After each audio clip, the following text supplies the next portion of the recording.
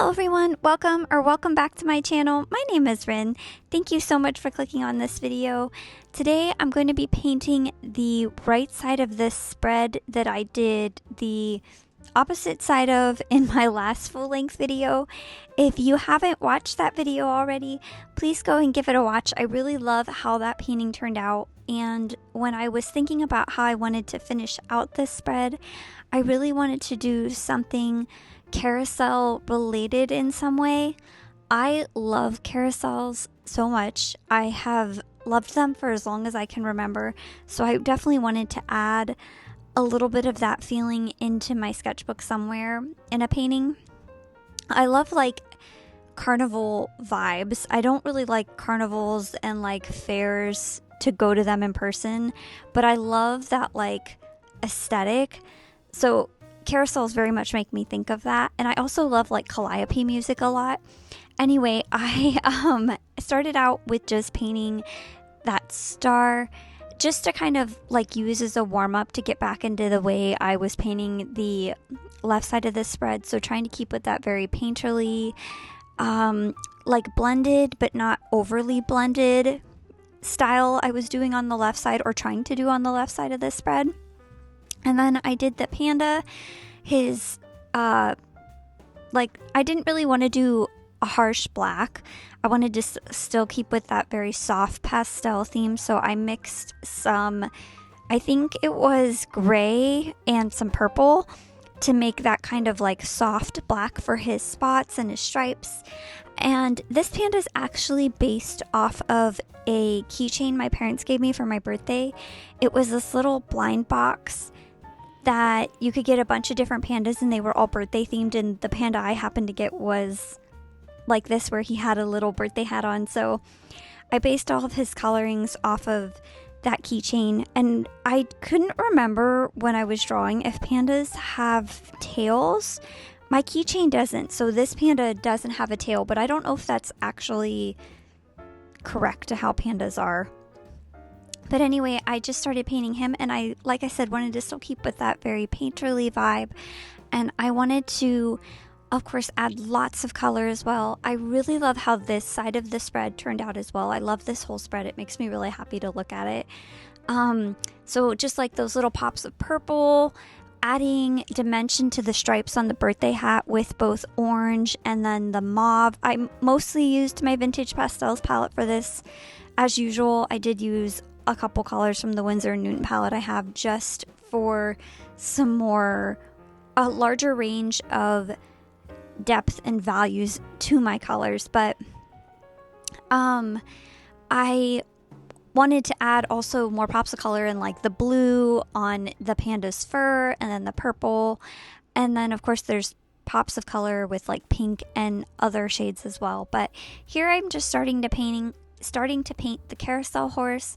I didn't draw legs on it because I was lazy, to be honest. That was really the only reason the carousel horse doesn't have legs. But I mixed a brown shade I have with the mauve shade from my Vintage Pastels palette.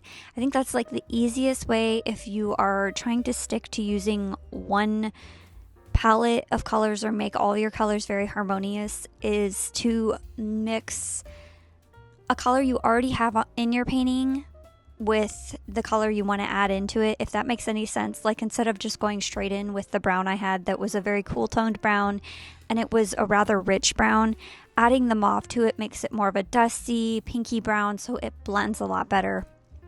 And then of course, because I'm painting on just straight on my Royal Talon sketchbook, the colors didn't blend as well. I think it's really obvious in the panda's like markings, and also on the horse. You can especially see it in this shot.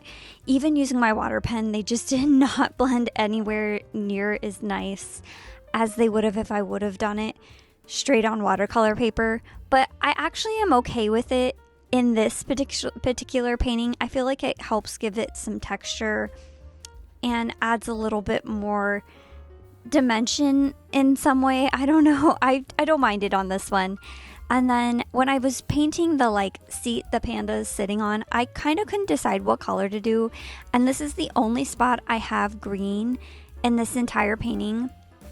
But I'm actually kind of happy I did that because I felt like it broke it up. I have so much pink, so much blue and purple that I feel like if I would have done any of those 3 colors on the like saddle part of the horse, it would have been too much. So I'm happy I did green. And then I couldn't decide what color to paint the like pole, but I ended up doing an ombre of pink into blue into purple, and I'm really happy with how that turned out. It felt like I used a lot of cotton candy reminiscent, like colors reminiscent of cotton candy in this side of the spread and on the other side as well, which I love. That also like adds to that kind of like carnival fair feeling, whimsical feeling to the painting, at least to me. And then I did want to go in with some of my colored pencils just to help get some more depth and definition in certain spots, because this does have so much pink and purple and blue and in it that I felt like having even some darker shades helped things not look too muddy or get too blended together. And then I wanted to also add glitter because the left side of the spread has quite a bit of glitter on it, and I just love to use lots of glitter in my paintings when I can and when it feels very appropriate, which this spread feels very appropriate to have lots of glitter.